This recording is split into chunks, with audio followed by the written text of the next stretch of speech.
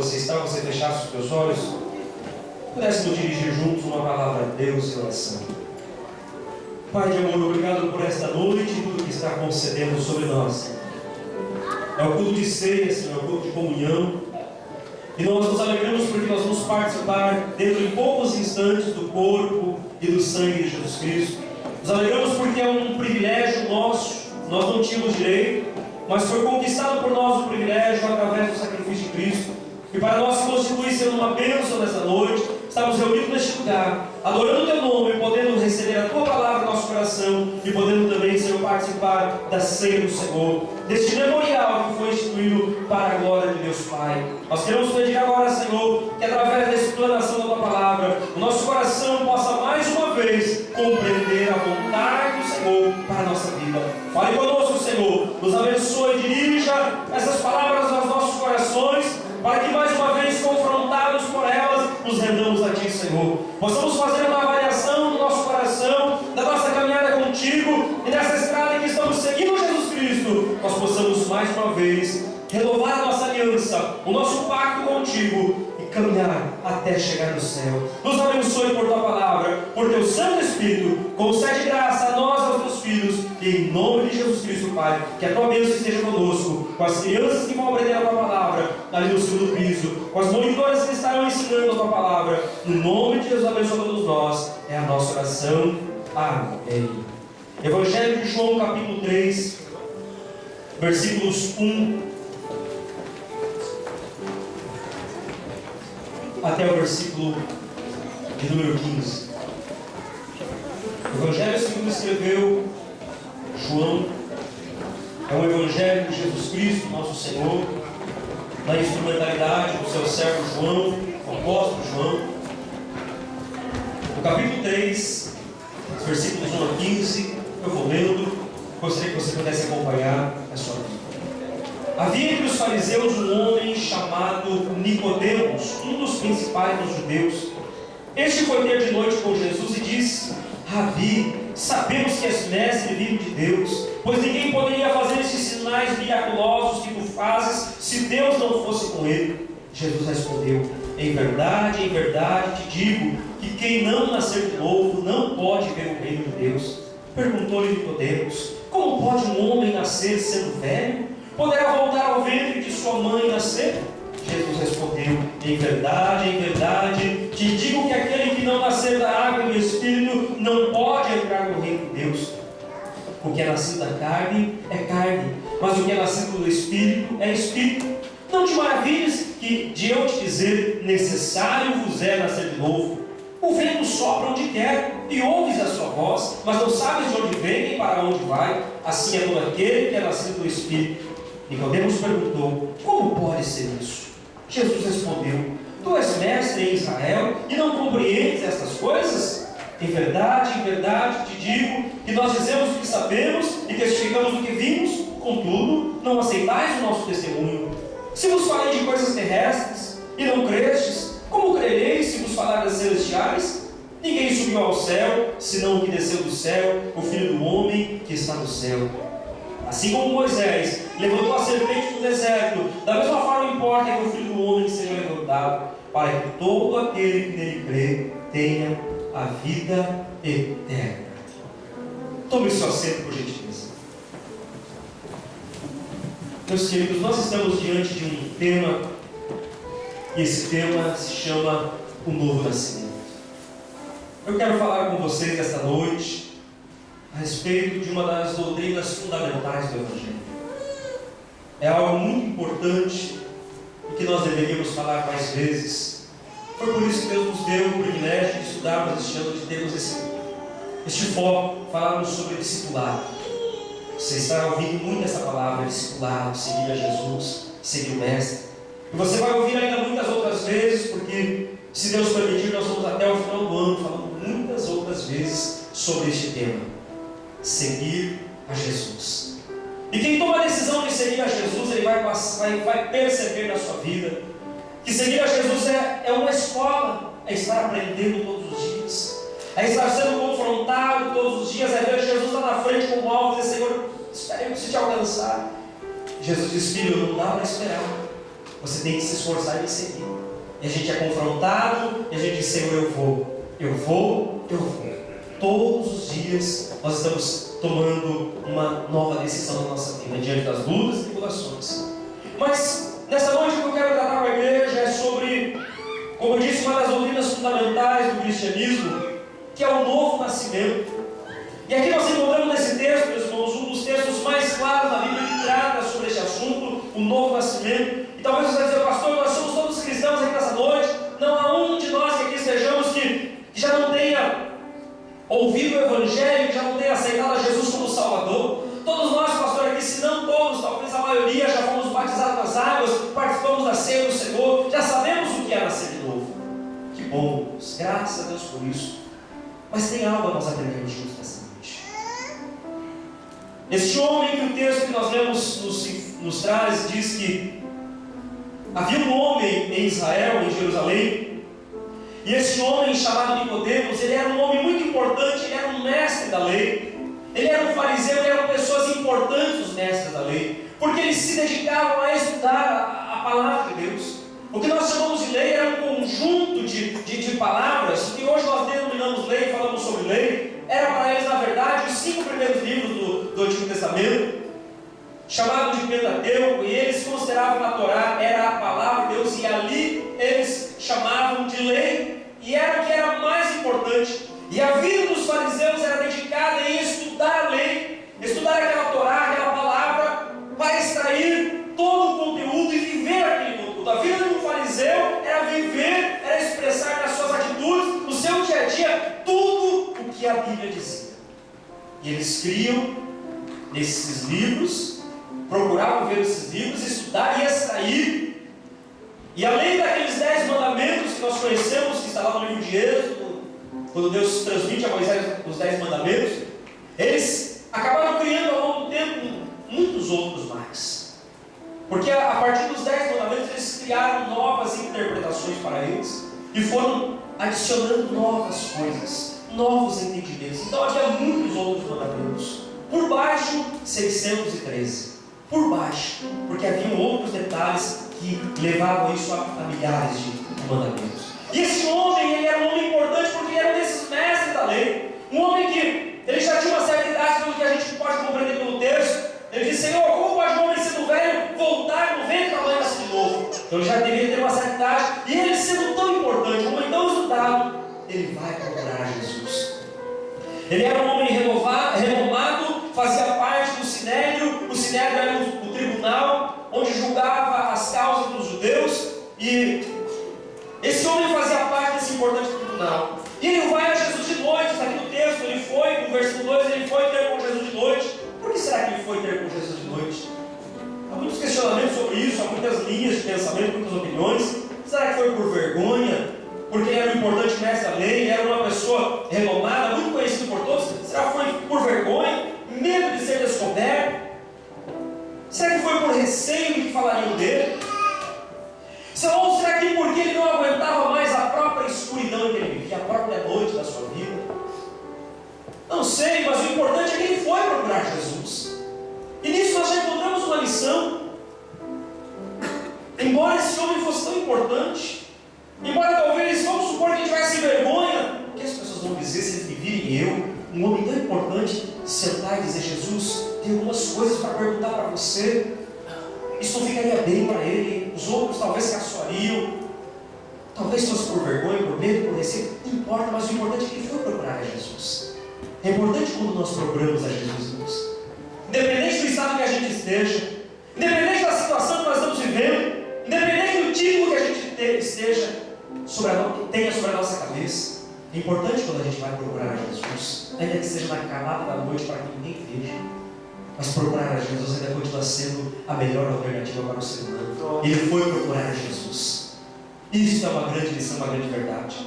Mas ele foi, talvez, pelo reflexo da própria escuridão que ele vivia lá no seu interior. Porque todo homem sem Jesus vive uma completa escuridão. Ele por fora, ele pode aparentar um grande conhecimento, ele pode aparentar com o seu dinheiro, com a sua conta, com o seu comércio, com o seu negócio, ele pode aparentar com a sua autossuficiência, com o seu carrão, com tudo que ele tem, pode aparentar. Esse homem não precisa de Jesus. Não é assim que você às vezes pensa com as pessoas? Às vezes quando eu estou andando nas ruas, às vezes lá na fábrica do que eu fico observando algumas pessoas. Parece que aquelas pessoas não precisam de Jesus, porque elas estão tão bem aparentemente, elas estão tão cheias de si, elas estão tão bem, elas falam de coisas. Parece que o problema é que tem a gente que é crente, né? Eles não têm problema. Mas isso é engano, irmãos. Isso é imagem. As pessoas veem a imagem. Na verdade, quando elas colocam a cabeça no travesseiro, só Deus sabe o que está na mente delas. Só Deus sabe o que se passa naquele pensamento. O carrão diz que está bem, mas lá sozinho na cama, Deus sabe que está bem. Fazer bastante zangueô, ter dinheiro, ter uma aparência, não, eu tenho, olha, eu posso, olha, eu resolvo no braço. Isso tudo é aparência. Mas quando está sozinho na cama, ali que é o verdadeiro confronto. Dali ninguém foge, dali ninguém escapa. E Deus conhece aquele momento. Talvez Nicodemos estava assim, numa escuridão completa. Ele vai ter com Jesus de noite, porque ele precisa de uma resposta, ele precisa de uma saída. E quando Nicodemos encontra-se com Jesus, ele inicia a sua conversa com Jesus, dizendo que ele e mais outras pessoas, eles conseguem ver alguma coisa em Jesus. Olha que interessante. O que ele diz para Jesus? Eles conseguem ver algo em Jesus. O que eles veem? Eles veem Jesus, conforme o versículo 2 diz, Jesus é um mestre. Capítulo 3, versículo 2. Este foi ter com Jesus de noite e disse, Rabi. Rabi era um título, era o mestre naqueles dias, era uma designação para um mestre. Ele diz, Rabi, nós sabemos que tu és mestre vindo de Deus. Ele não fala somente por ele. Talvez ele e os seus colegas de Sinédrio, os outros fariseus, os outros religiosos, também já tinham percebido que Jesus era mestre. E ele diz mais, Rabi, sabemos que és mestre vindo da parte de Deus. Por quê? Porque ninguém pode fazer os sinais que você está fazendo se Deus não for com ele. Então o que ele vê? Ele vê em Jesus o mestre. Ele reconhece que Jesus é o mestre. Mas ele reconhece que Jesus é o mestre enviado da parte de Deus. Por que ele reconhece? Porque ele vê sinais, ele vê maravilhas, ele vê milagres. Então ele chega a uma conclusão. Porque realiza sinais, grandes milagres, maravilhas, só pode ser um mestre enviado por Deus. Ele vê isso de Jesus. Ele percebe isso com os olhos naturais. A resposta de Jesus é de duas formas. Ela é inesperada e ela é surpreendente. Jesus responde de forma inesperada, porque não era isso que Nicodemos esperava ouvir de Jesus. O que é que Jesus fala para Nicodemos? Jesus responde em versículo 3, Jesus respondeu, em verdade te digo, que quem não nascer de novo, não pode ver o que, igreja? Não pode ver o reino de Deus. No versículo de número 7, Jesus diz, no versículo número 5, Jesus diz, em verdade te digo, que aquele que não nascer da água e do Espírito, não pode fazer o quê? Não pode entrar. Então Jesus responde de forma inesperada. Não era isso que Nicodemos estava esperando. Nicodemos esperava uma resposta de acordo com aquilo que ele estava falando de Jesus. Olha, sabemos que és mestre, filho da paz de Deus. Porque o que você está fazendo, esses grandes sinais e maravilhas, só Deus pode operar na vida de um homem. Então, é da parte de Deus. Aí Jesus vem com um assunto nada a ver. Mas que Jesus era meio diferente, né? Mestre meio diferente, Jesus. Nada a ver. O assunto totalmente fora. Jesus tirou essa ideia. Nicodemos, em verdade digo, que quem não nascer de novo, não pode ver o reino de Deus. Quem não nascer da água e do Espírito, não pode entrar no reino de Deus. A resposta de Jesus é inesperada. Nicodemos não esperava isso. E ela é também surpreendente, porque em vez de Jesus se empolgar com o elogio de Nicodemos, Jesus confronta aquele homem. Jesus confronta as trevas que havia no coração daquele religioso. Jesus, em vez de se empolgar, Jesus, você pregou bem, Jesus, ó.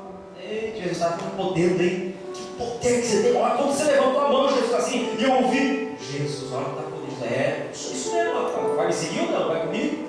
Eu estou podendo, e quem está comigo está com tudo. Jesus não se empolga com o elogio, como a gente, ser humano, às vezes se empolga. Jesus não se empolga com uma palavra suave, com uma palavra talvez. Olha, Nicodemos, ele é um importante fariseu. Quem sabe ele quer fazer amizade comigo. E eu preciso ter status moral com os religiosos. Olha, Nicodemos está comigo. Que bom, né? Jesus vem para a conversa de Nicodemos. E começa, que bom. Estou com moral com Nicodemos, Jesus surpreende Nicodemos. Jesus diz para ele uma palavra de verdade. Jesus confronta aquele coração. E como é lindo quando a gente lê os evangelhos. Você que está participando da leitura bíblica, nós já lemos Mateus, Marcos, Lucas e terminamos João, né? Estamos entrando agora no livro de Atos. E na passagem pelos evangelhos você vê Jesus sempre com alguma coisa nada a ver mesmo.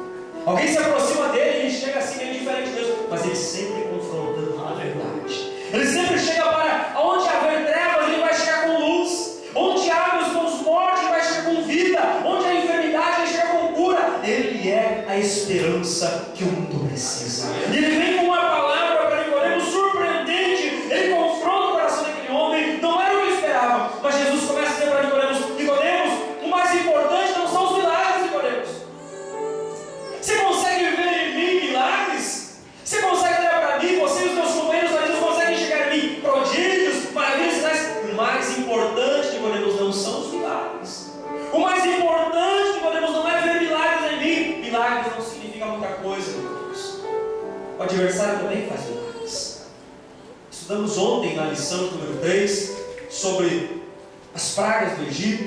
Nós falamos um pouquinho que quando Moisés ele começou a realizar sinais, as pragas começaram a ser criadas, os magos, os feiticeiros do Egito, eles também tinham uma certa autoridade, um certo poder, e eles conseguiram imitar algumas obras, e eles também fizeram a água se transformar em sangue. Eles também conseguiram fazer as rãs subirem no rio. Anteriormente eles também conseguiram fazer cajados se transformarem em cobra. Eles também conseguiram fazer e imitar algumas coisas, porque o adversário também tem algum poder. Não tem todo o poder, mas ele tem algum poder. Ele imita algumas coisas de Deus, ele também faz algumas coisas.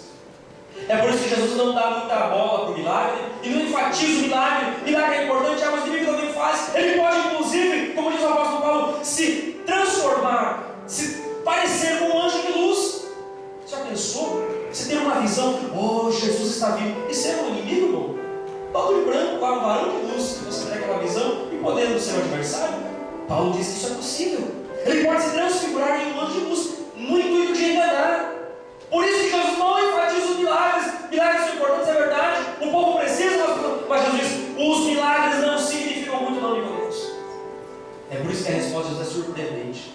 Jesus diz mais: o mais importante não são os milagres, e ver milagres não significa muito. O que é mais importante, o que você precisa realmente ver, Nicodemos, é o reino de Deus. Aleluia. O que você precisa ver, Nicodemos, você e os teus companheiros, é ver o reino de Deus. O que você precisa, Nicodemos, é entrar no reino de Deus. E é diferente, Deus. Ver milagre, todo mundo pode ver. Contemplar sinais e maravilhas, todos podem ver. Eu vejo alguns anúncios, estará dia tal, um grande pregador, e ele faz sinais e maravilhas, e o povo flui para lá. Na verdade, as pessoas vão para ver os milagres. Eu vi uma concentração ali em São Paulo, em que um pregador, que vocês já devem saber quem é, ele reúne multidões por causa dos milagres que supostamente acontecem. Quem sou eu para duvidar? Não estou aqui para duvidar, dizer não, mas a concentração das pessoas é por causa dos milagres. E as pessoas vão, e ainda hoje, eu já ouvi muito não vou dizer isso, mas eu já ouvi algumas pessoas dizer, me considerar como muito frio, porque o meu ministério não é um ministério de milagre, é um ministério somente de palavra. Já ouvi isso, mas a gente não se importa muito com essas coisas, né? Há um certo tempo da vida que os lombos eles começam a ficar meio de jacaré, né? Meio cascudo. A gente aprende a ouvir algumas coisas e relevar, porque o próprio Jesus ele não ficou dando ênfase ao elogio e não é milagre. Jesus estava dizendo que o mais importante era poder ver o reino de Deus, e nem todo mundo consegue ver o reino, porque as pessoas estão correndo atrás de milagres, de sinais e maravilhas, e quando não há milagres, não há sinais e maravilhas, elas não querem servir esse Deus. O Deus da maioria das pessoas é um Deus que faz coisas, não é um Deus que é como o Deus do Salmo 23, que Davi fala: o Senhor é o meu pastor. Davi não diz que o Senhor é o meu realizador de milagres, mas ele fala que eu sou uma ovelha, e o meu Deus, ele é o meu pastor. Um pastor que me aconchega, que cuida de mim. Mas nós seres humanos, às vezes damos mais ênfase e queremos mais ver milagres. Está em nós, irmãos. Essas coisas chamam a atenção. Mas Jesus não está muito preocupado com isso, porque milagre é uma consequência daquele que está buscando o reino. Quem busca o reino em primeiro lugar, as coisas irão acontecer. E Jesus diz que o mais importante é ver o reino, o mais importante é entrar no reino. E aquilo causa um constrangimento para Nicodemos. Isso era constrangedor, Nicodemos ouvir, porque ele era um fariseu, irmãos, pense nisso. Ele era um homem importante, ele era religioso, ele era um estudioso da lei. Os fariseus julgavam conhecer toda a palavra de Deus. A criança, desde muito nova, ela já era escolhida pelos mestres. Ó, esse aqui vai dar um bom fariseu, vamos separar esse. E eles começavam então desde pequeno. Desde pequenos. Dizem os historiadores que muito provavelmente o apóstolo Paulo aconteceu isso com ele desde pequeno, quando a criança, aos 6 anos de idade, ela começava a ser instruída nos primeiros assuntos da lei, aprender as primeiras coisas. Quando o mestre via naquela criança um potencial, ele já separava e ele dedicava mais tempo àquela criança. É por isso que muitos entendem que Paulo ele foi criado aos pés de Gamaliel, porque Gamaliel, um grande sábio naquele tempo, ele viu em Saulo de Tarso um grande potencial para se tornar um grande religioso, um grande fariseu. E esses fariseus, quando eles eram confrontados, eles ficavam confusos, porque Jesus vem com uma palavra diferente. A princípio nada a ver. E ele pensou consigo, mas eu sou um homem importante, eu conheço a lei, eu sou estudioso da lei. Como que alguém pode dizer que eu não estou vendo o reino? Como que alguém, esse homem, Jesus, pode dizer que eu não estou enxergando o reino, que eu não estou fazendo parte dele? Porque ele conhecia, ele julgava conhecer a palavra. Eles viviam com os olhos abertos, esperando a chegada do Messias que viria. Tudo o que o estudioso sabia que um dia o Messias chegaria. Eles andavam atentos. Qualquer movimento que acontecia, eles estavam prestando atenção. Será que é o Messias? Vamos ver. Vamos fazer o teste. Vamos fazer a prova. Porque eles sabiam que a qualquer momento o Messias, o libertador, chegaria. Então eles olhavam para a lei, olhavam para a palavra, olhavam para os profetas e olhavam para o que estava acontecendo. É por isso que Nicodemos ele fica constrangido, porque ele, como um estudioso, como um homem conhecedor, ele não se vê como alguém que não sabe de nada. O que ele está me falando do reino? Que eu preciso ver o reino, entrar no reino, nascer de novo? Não estou entendendo porque isso eu faço a minha vida toda. Ele ficou constrangido com essa resposta de Jesus. Eles tinham certeza, os fariseus tinham certeza absoluta que eles fariam parte desse reino. Se havia uma certeza no coração de um fariseu, é que eu sou fariseu, de forma alguma vou ficar fora desse reino. Por quê? Afinal de contas, eu dedico a minha vida a estudar a lei. Eu dedico a minha vida a aprender, eu não me diverti, eu não fui trabalhar, eu não fiz isso, não fiz aquilo, eu não fiz nada, eu só estudei a palavra da lei. Eu vou fazer parte, eu mereço estar no reino. Como que agora Jesus diz, necessário nos assim? Aquilo causa um nó na cabeça, aquilo causa uma confusão na mente de Nicodemos, e aquilo causa um constrangimento, porque ele não esperava ouvir essa resposta. E Jesus disse para Nicodemos, Nicodemos, para que você possa ver o reino, para que você possa entrar e fazer parte do reino, é somente se você nascer de novo. João capítulo 3, os versículo 3 e versículo 5 nós lemos. Se você não nascer de novo, você não pode ver o reino. Se você não nascer de novo, você não pode entrar no reino. E Nicodemos ficou ainda mais perplexo. No versículo 4, de tudo isso que eles estão ouvindo, no versículo 4, diante da perplexidade dele, ele diz assim: como pode um homem nascer sendo velho? Poderá entrar segunda vez novamente no ventre da sua mãe e nascer de novo? Mas isso é impossível, não era esse nascimento carnal que Deus estava falando. Não era isso que Jesus estava dizendo. O novo nascimento não é o nascimento de voltar ao ventre da mãe, nascer de novo. Isso era improvável e impossível. Então o que era o novo nascimento? O que Jesus estava dizendo para Nicodemos e propondo para ele? Do que é que Jesus estava dizendo? No capítulo 3, versículo 7, Jesus diz assim, a parte final: necessário vos é nascer de novo. É assim que está na sua Bíblia, igreja, amém? Alguém pode ler aí na sua versão? Capítulo 3, versículo 7 de João 3. Por favor, quem pode ler para nós?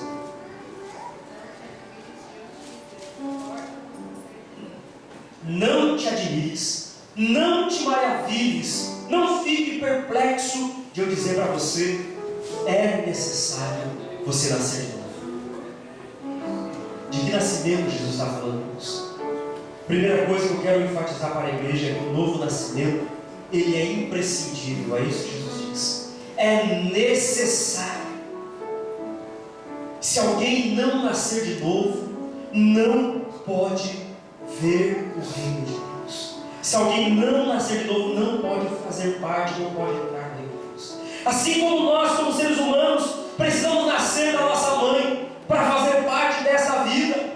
Quem não nascer de Deus não pode ver o reino de Deus.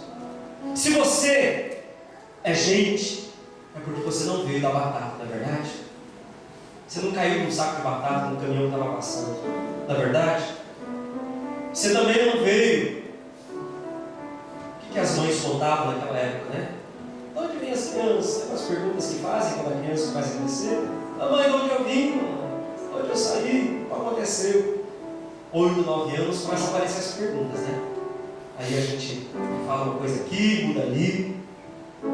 Mas nós viemos dos nossos pais. Para ter vida, para vivermos essa vida que nós temos hoje, nós precisamos nascer. Se você não tivesse nascido, você não teria essa vida que você tem. Apresentamos 2 crianças aqui agora há pouco, a Letícia e o Leonardo. Há 3 anos atrás o Leonardo não existia, não é verdade? Há 1 ano atrás, há 2 anos atrás, a Letícia não existia, não é verdade? Não existia, talvez fosse um projeto dos pais, mas existir. Essas crianças só passaram a existir a partir da concepção. Somente quando houve a concepção lá no ventre da mãe, ali a vida começou. 9 meses depois, a criança veio a este mundo. E porque ela veio a este mundo, ela nasceu, ela é um ser humano. Enquanto é um projeto, vamos ter um filho ano que vem, vamos parar de dar uma anticoncepcional, vamos fazer aquilo. Enquanto é projeto, não é vida. Enquanto está na mente, ano que vem a gente vai parar de trabalhar e vamos engravidar. É projeto, não é vida. Só é vida quando nasce. Só é vida quando existe. Hoje nasceu um aqui, da própria igreja, filho do irmão Mário. Nasceu hoje. Não existia há tempos atrás.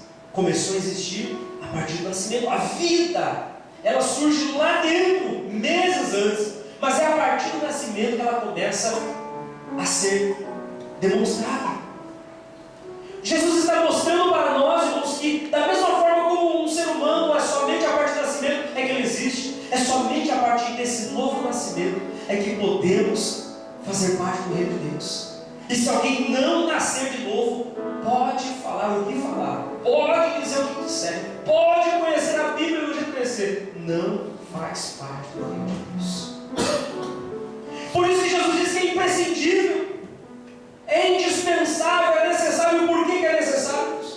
Porque esse novo nascimento é um nascimento que vem de Deus. O capítulo 3 de João, no versículo 6, Jesus diz assim: o que é nascido da carne é o quê? Mas o que é nascido do Espírito? Espírito. Ou seja, se você nasceu da tua mãe, você é gente. Mas se você nasceu do Espírito de Deus, você é o quê? É filho de Deus, é espiritual. É isso que Jesus está dizendo. O novo nascimento, ele vem de Deus. Abra sua Bíblia aí em João mesmo, no capítulo 1, no versículo 12.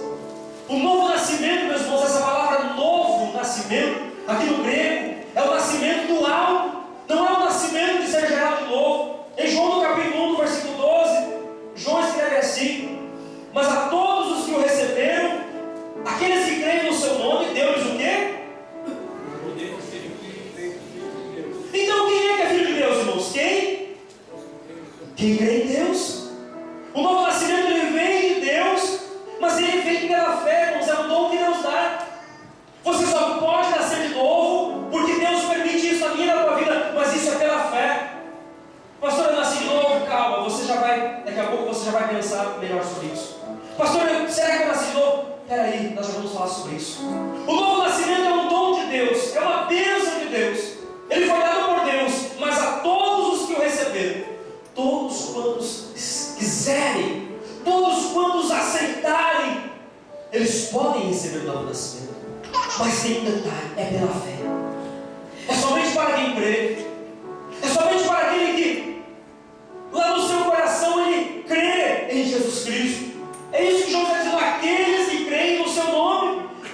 Não basta, irmãos, eu dizer, eu aceito aceitei a Jesus como Salvador. E eu quero aqui deixar isso bem claro. Não basta nós vermos pessoas dobrando os joelhos dizendo: eu aceito Jesus como Salvador. Daqui a pouco você vê que aquela pessoa não volta mais para a igreja.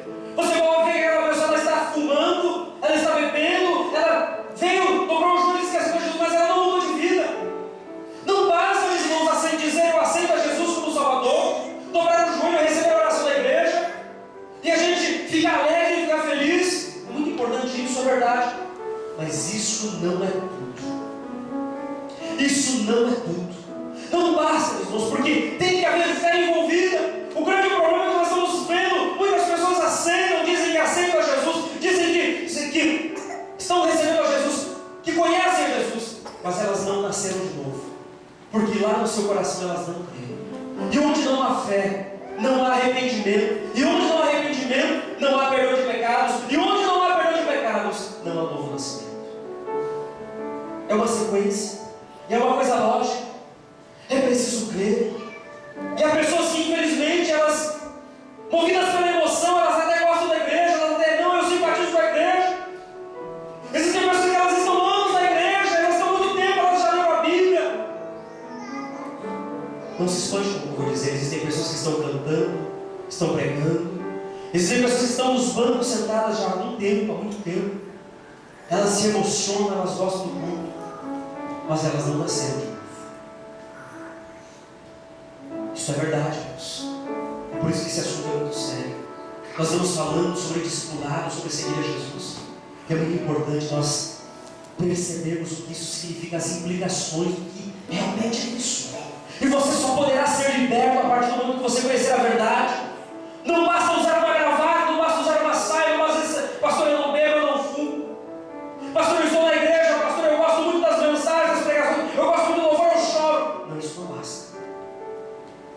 É importante nós analisarmos o nosso coração e vermos se realmente nós estamos aqui pela fé, e ver se realmente é a fé que me aproxima do Pai, e ver se a minha decisão ela está baseada na fé em Jesus Cristo, no nome dEle, porque eu creio nele, porque eu entreguei a minha vida a Ele, porque tudo o que importa para mim é Ele, nada mais importa. Os meus olhos estão voltados para Ele.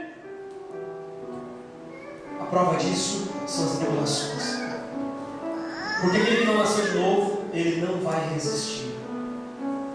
Semana passada o presbítero Miguel pregou no sábado uma importante palavra sobre as prioridades corretas na vida do discípulo.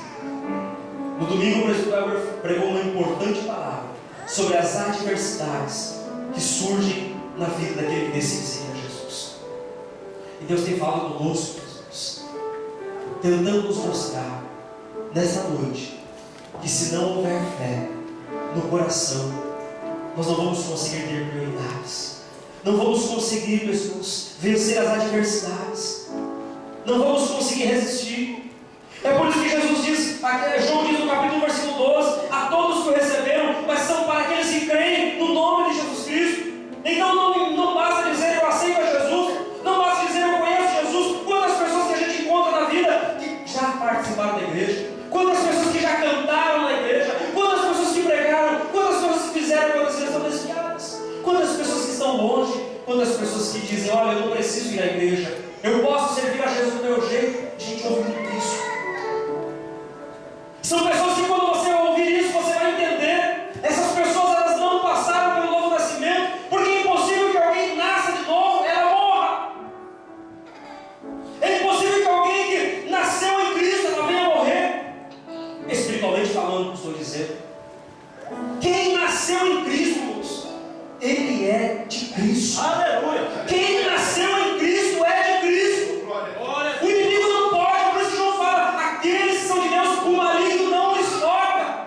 Aleluia. Irmãos, quantas adversidades vão se levantar na nossa vida, na tua vida, na minha vida, mas a prova real é: quem permanece em Cristo fica de pé.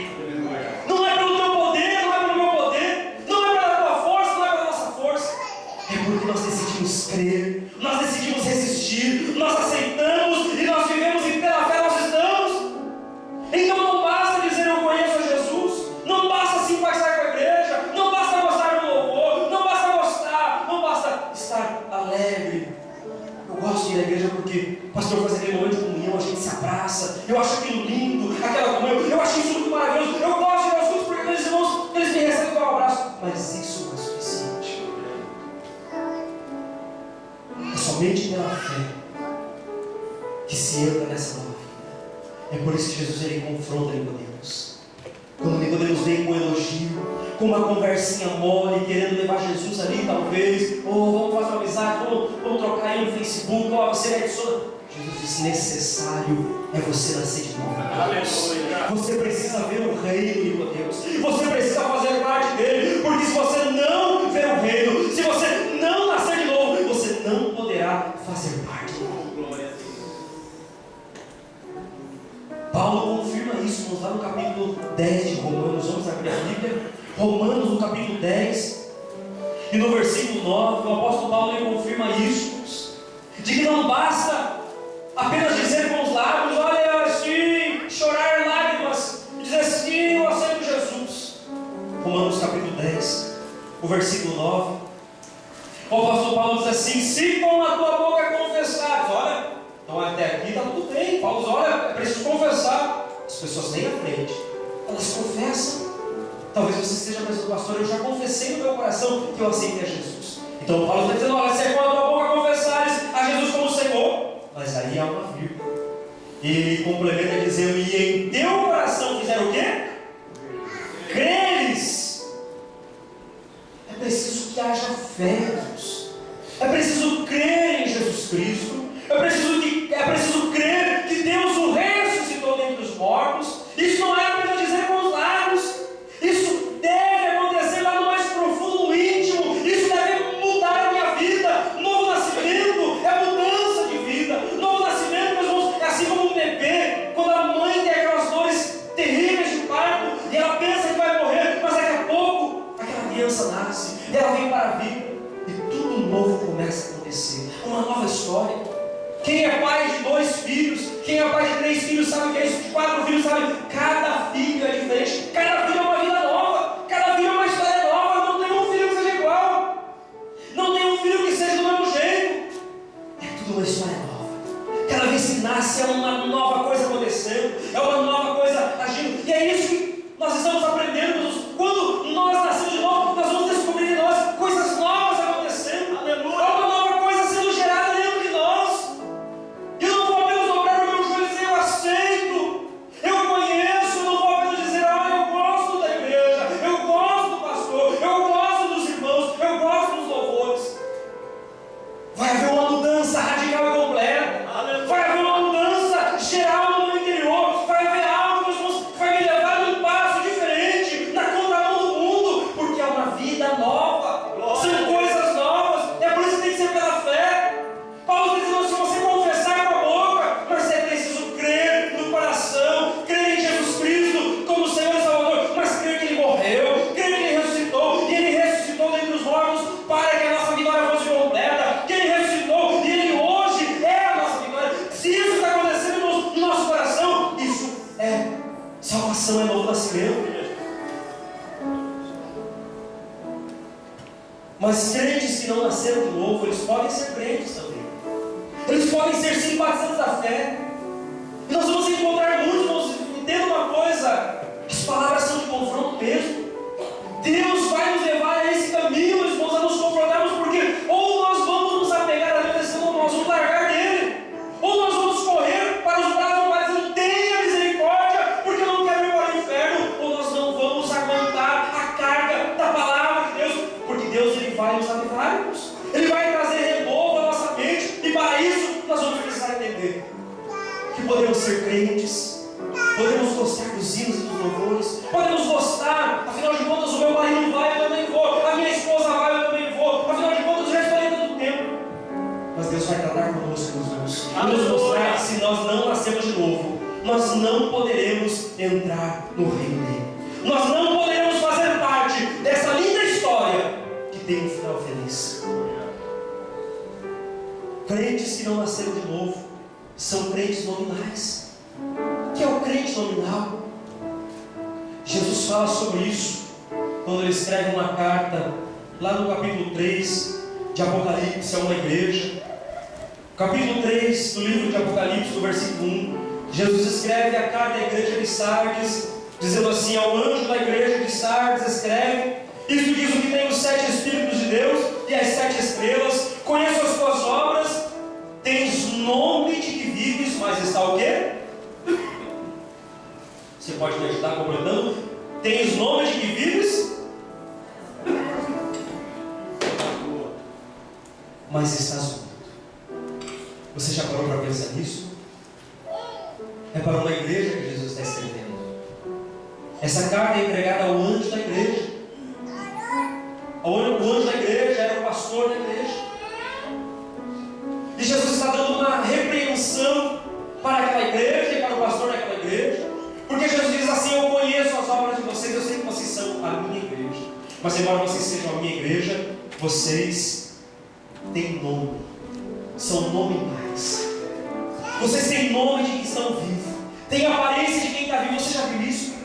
Alguém que tem aparência de quem está vivo, mas está morto? Isso deve ser horrível. Porque é você olhar para alguém e você ver a aparência de vida. O que é aparência de vida? Alguém que fala como alguém que está vivo. Alguém que canta como alguém que está vivo. Alguém que prega como alguém que está vivo. Alguém que cultua como alguém que está vivo. Alguém que faz tudo que o mundo faz. Mas quem vê o coração sabe que está morto. Quem olha para dentro sabe que aquela vida é de aparência. Porque lá dentro já está ocorrendo a morte. Sabe por que Jesus fala isso para aquela igreja? Porque Jesus ama a igreja. Jesus não fala com o dedo apontado no sentido de dizer assim: vocês não têm mais chance, mais experiência. Jesus fala no sentido: ouçam a minha voz. Porque embora vocês sejam crentes nominais, têm aparência de que estão vivos, mas vocês estão mortos, eu estou dizendo essa palavra para que vocês possam acordar enquanto há tempo. Aleluia. Para que vocês possam se aperceber enquanto há esperança. Será que não é isso que Deus fala conosco nesses dias? Será que Deus não quer nos movimentar no nosso coração, nos despertar, para que nós entendamos verdades que nós não podemos nos demover dela? Será que eu e você não precisamos ouvir isso? Porque eu fico triste quando eu percebo pessoas que têm tudo, têm uma chamada linda de Deus e uma oportunidade no tempo presente de ser usado por Deus, mas elas, infelizmente, elas não nasceram de novo. Elas estão na igreja, mas o tempo vai passando, elas não se rendem, elas não se entregam. E você percebe isso porque não há mudança de vida. E me entenda uma coisa, eu não estou dizendo isso porque eu fico reparando na tua vida e te julgando, não.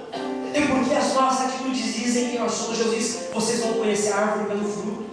Nisto conhecerão que são meus discípulos, se nos amarem uns aos outros. O resultado de que nós estamos em Cristo é porque a nossa vida diz quem está em nós. Quando você começa a falar em português, quando você começa a conversar no teu idioma nativo, alguém que não entende a tua língua percebe: esse é estrangeiro, esse é brasileiro, porque o teu idioma diz quem você é. Quando nós começamos a agir, as pessoas vão perceber em que reino nós estamos. Quando nós começamos a falar, quando nós começamos a nos comportar diante das lutas, das dificuldades, quando nós olhamos para a nossa família, para o nosso lar, para o nosso casamento, e as nossas reações são reações de um homem sem Deus, de uma mulher sem Deus, as pessoas vão perceber que embora a gente possa estar dentro de uma igreja, mas a gente não nasceu de novo. É por isso que isso é muito sério. É por isso que esses assuntos são imprescindíveis para nós. Porque Jesus vira para Nicodemos e diz: Nicodemos, é necessário que você passe pelo novo nascimento. É necessário. Não se engane, Nicodemos. Você vê milagre e acha que está vendo alguma coisa? Nicodemos, você vê sinais, prodígios e maravilhas e você acha que você está vendo grande coisa? Eu vim para que você possa ver o reino de Deus. Eu vim para que vocês possam entrar no reino de Deus. É isso que Deus quer nos levar, igreja. Há um confronto em que tudo que seja mais importante para nós não sejam sinais nem maravilhas. Mais importante não seja o que nós vamos louvar. Mais importante não é se eu vou ter oportunidade, se alguém vai me chamar. Não é se o pastor vai me reconhecer ou não. O mais importante é a minha conduta com Deus e com os outros. O mais importante é a luz que está brilhando em mim. O mais importante é como eu estou vivendo diante dele, que tudo vê e que não dá para esconder. Eu posso colocar uma roupa e me esconder dos irmãos e dizer: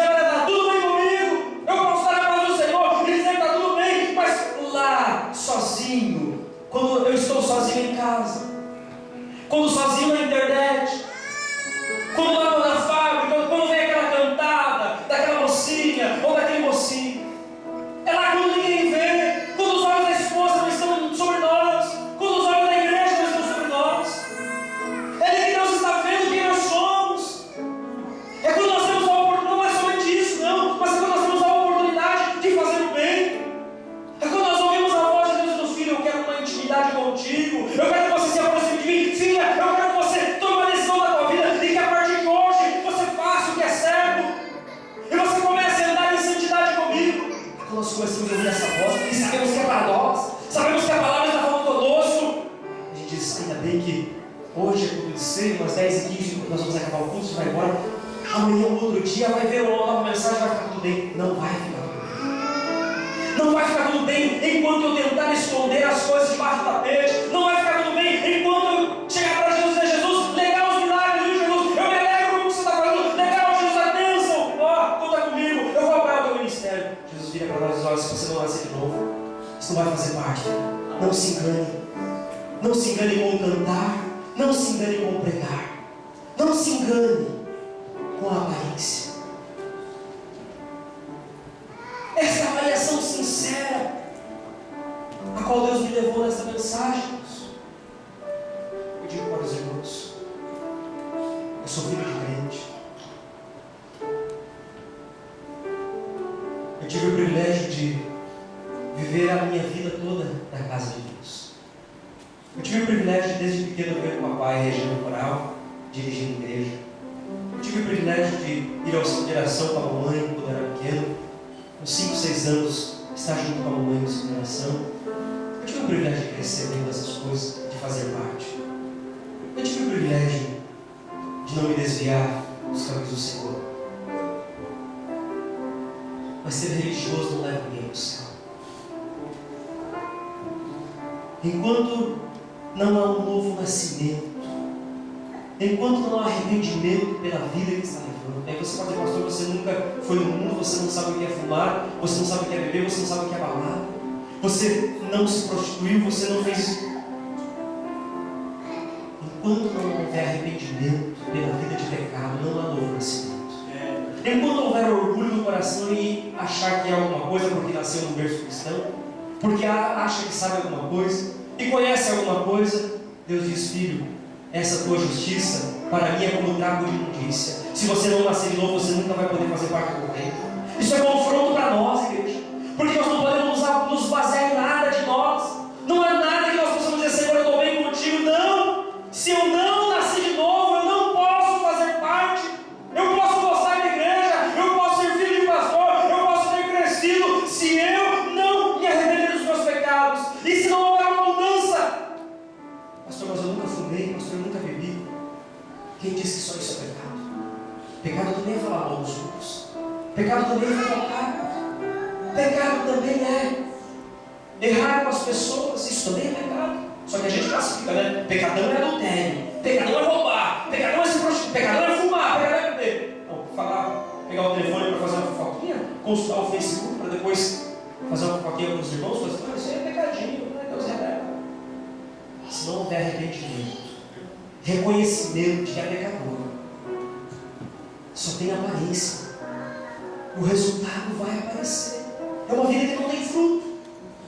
É por isso que Jesus olha para Nicodemos e vê uma vida toda baseada na religião. Nicodemos vê uma vida toda cuidando da lei, cuidando dos detalhes da lei, e era tão minucioso porque os fariseus vinham para isso. Jesus diz: Nicodemos, não adianta, Deus. Parabéns pela sua religiosidade, parabéns por tudo que você se dedicou até hoje. Mas se você não nascer de novo, se não houver arrependimento, se não houver mudança, se não houver uma atitude nova, você nunca vai entender o que é o reino de Deus.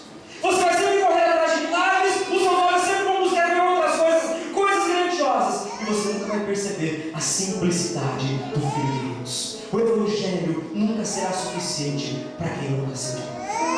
A graça nunca vai bastar. A graça nunca vai ser suficiente.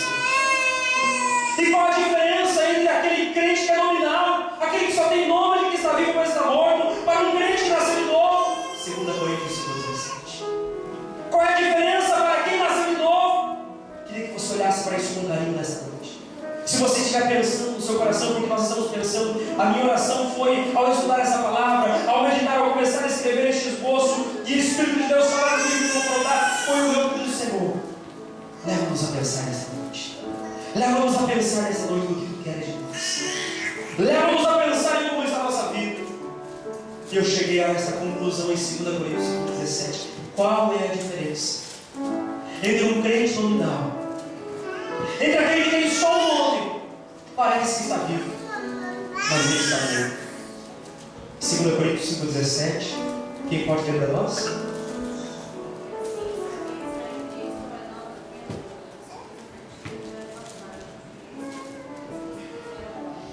Irmãos, se alguém está em Cristo, a diferença para aquele que nasceu de novo e para aquele que só tem um nome é porque o nascido de novo ele está em Cristo.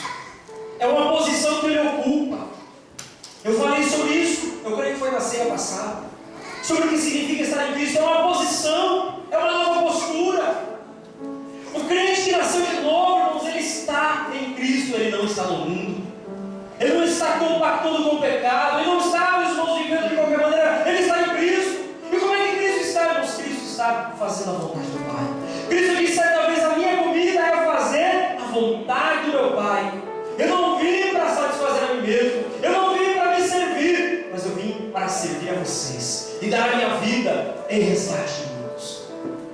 Eu vim para dar vida e dar vida em abundância. Então quem está em Cristo, irmãos, ele faz o que Cristo faz. O crente que nasceu de novo, o crente que passou pela experiência do novo nascimento, ele está em Cristo, ele não está no mundo. E quem vive com Cristo, vive coisas novas. O texto diz que Paulo, em Gálatas capítulo 2, versículo 20, Paulo faz uma declaração do que é estar em Cristo. Eu já estou crucificado com Cristo, e não mais vivo eu, mas Cristo vive em mim. E a vida que agora vivo nessa carne, eu vivo na fé do Filho de Deus, que a si mesmo se entregou por mim. Mas eu não vivo mais para mim mesmo. Eu estou em Cristo. E se Cristo está crucificado, estou crucificado. O novo nascimento implica, meus irmãos, estar com Cristo.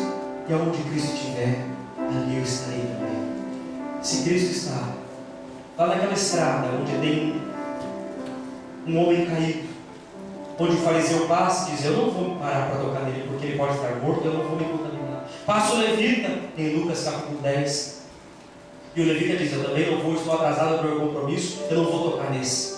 Mas passa um samaritano, alguém que provavelmente não pararia, e ele se compadece, e ele tem misericórdia. E a palavra misericórdia significa trazer a miséria do outro para o meu coração. Corta o coração. Miséria, corta.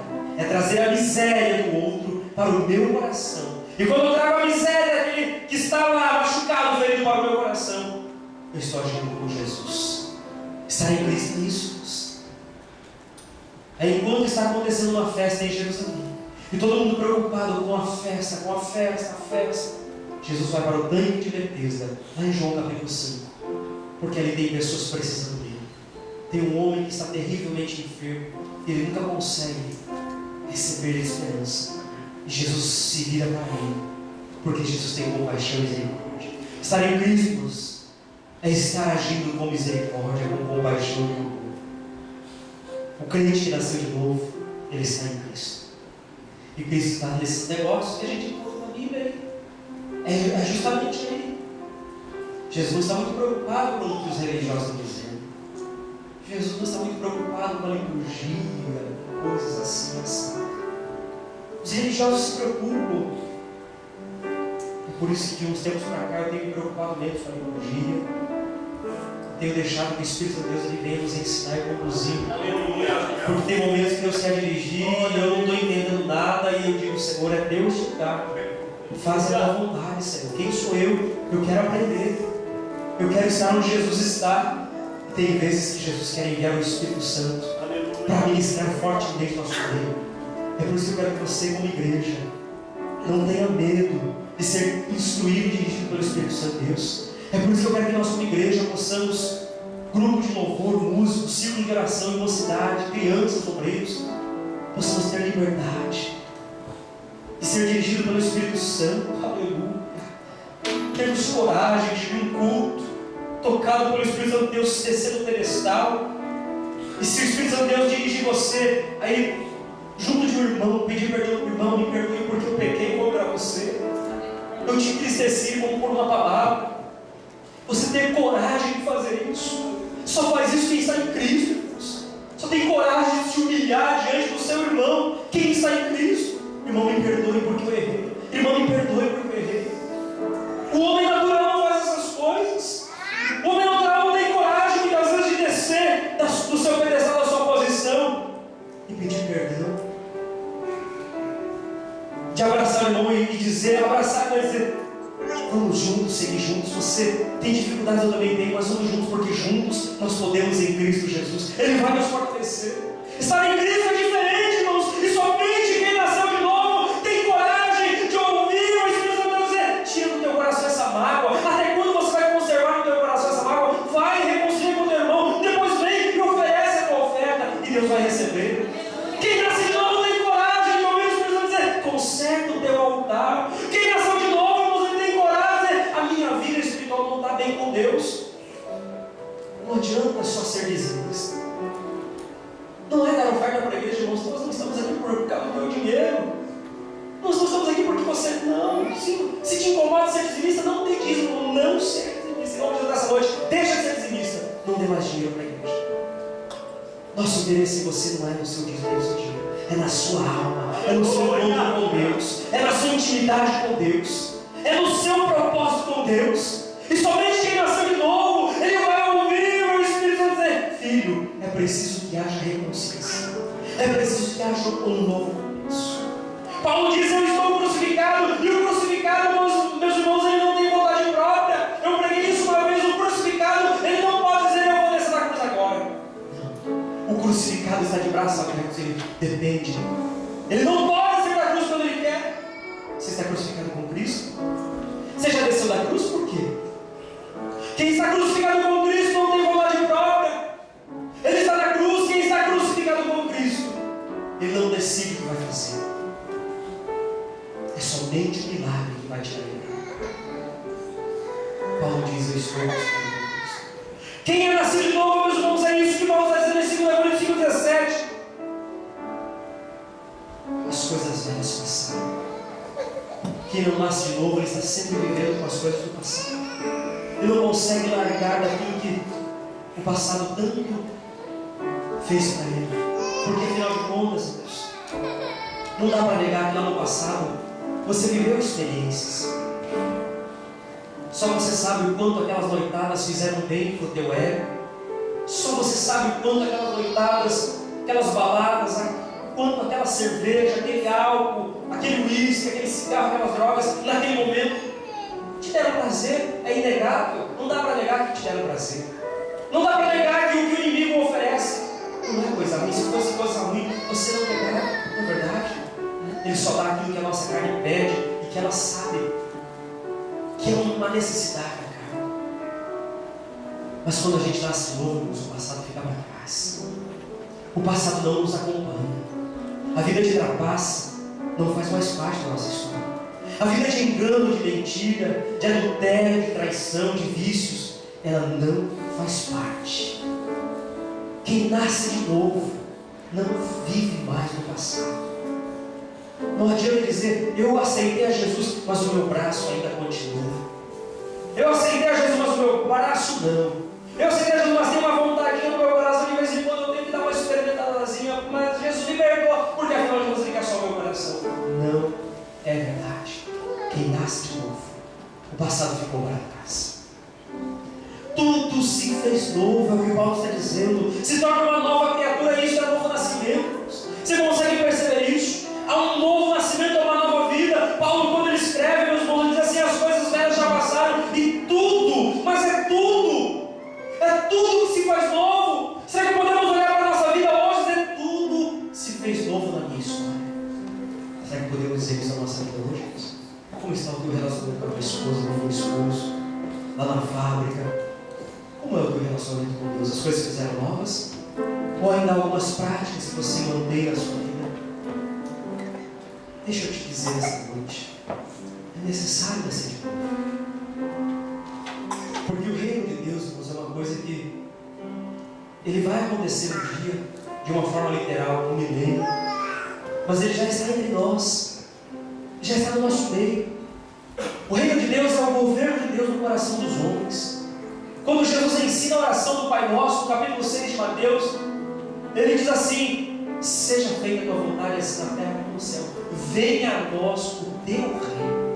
E o reino de Deus entre nós significa o governo de Deus na minha vida. O que é o reino de Deus no meu coração? É a vontade dele em mim. E a vontade dele não é que eu me perca, é que eu me salve. A vontade dele não é que eu viva um pé lá no mundo, um pé da igreja. A vontade dele é que eu seja totalmente dele. A vontade dele é que eu seja totalmente entregue a alguma coisa que te prende ao passado. Alguma coisa que não te permite você ir além com Deus. Por que você se emociona com a mensagem? Ela fala com você. Você sabe que você precisa reagir, mudar. Mas quando você volta para casa, você esquece aquela mensagem e você volta a praticar as mesmas coisas. O que continua te prendendo e não permite que você seja uma pessoa que está em Cristo e que se permita viver coisas novas com Ele? O que impede? É essa análise que você tem que fazer, que eu tenho que fazer. O que nos segura? O que nos prende? Mas eu, Senhor, eu quero nesta noite entregar nas Suas mãos a chave, Senhor, da minha vida. E ser liberto de toda a algema, de tudo aquilo que me prende, e eu quero nascer de novo, Senhor. Porque eu quero que o Teu governo esteja na minha vida. Eu quero viver essa nova vida. O meu passado, Senhor, eu quero que fique para trás. Porque Jesus, Ele diz uma coisa muito séria, e nessa palavra está incluído o juízo. Ele diz: quem não nascer de novo não pode entrar e não pode ver. Nessa palavra está incluído: não poderá participar do céu. Quem não nasce de novo, irmãos, jamais poderá entrar no céu. Vamos ficar de pé, igreja, por gentileza. Queridos, esta palavra que Deus tem entregado a nós nessa noite para nosso coração, uma palavra de reflexão para nós, como igreja, para todos nós, irmãos. Uma palavra para nós analisarmos a nossa vida, a nossa caminhada com Deus. Propositadamente, eu me estendi um pouco mais, porque eu precisava entregar o que Deus colocou no meu coração. Eu sei que amanhã é domingo, talvez nós vamos ter um tempinho a mais para acordar um pouco mais tarde, você não vai trabalhar. Mas me entenda que eu vejo o amor de Deus por nós nesses dias, irmãos. Quando eu conversei com os presbíteros sobre este propósito, eu disse a eles que nós estávamos vendo o amor de Deus sobre a igreja de lá. Deus, Ele nos ama, irmãos, mas Ele não quer nos ver da mesma maneira. Deus, Ele nos ama e não quer ver-nos caindo nos mesmos erros, vivendo do mesmo jeito. Não quer que você vive com uma vida de derrota, de fracasso, em que você nunca prossegue. Eu vivi por um tempo assim, irmãos. Eu vivi uma fase da minha vida em que eu não conseguia prosseguir. Eu me alegrava com as mensagens. Eu era sincero quando eu dobrava os meus joelhos e chorava e dizia: Deus, eu te amo. O Senhor conhece o meu coração. Eu quero que você entenda isso nessa noite. Eu não duvido da tua sinceridade, Deus também não. Deus sabe que o teu desejo grande é você ser uma bênção, é você ser um instrumento nas mãos dele. Deus sabe que o maior desejo do teu coração é você voar nas asas do Espírito. Mas você não tem conseguido. Sempre alguma coisa te puxa para trás, faz você voltar de novo. Mesmas práticas, os mesmos vícios, as mesmas crises. A família não vai, não progride, o teu ministério não progride, não vai. O que acontece? Ouça isso nesta noite. Fale com Deus nesta noite. Não importa se você é um obreiro na igreja, não importa se você está 30 anos na igreja, como eu, que nasci no Evangelho, não importa. Tenha coragem de descer no teu pedestal nessa noite e dizer para você mesmo: eu não nasci de novo. Porque a minha vida está do jeito que está, porque eu não nasci de novo. Porque se eu tivesse nascido de novo, eu teria mudado. Se eu tivesse nascido de novo, eu teria reagido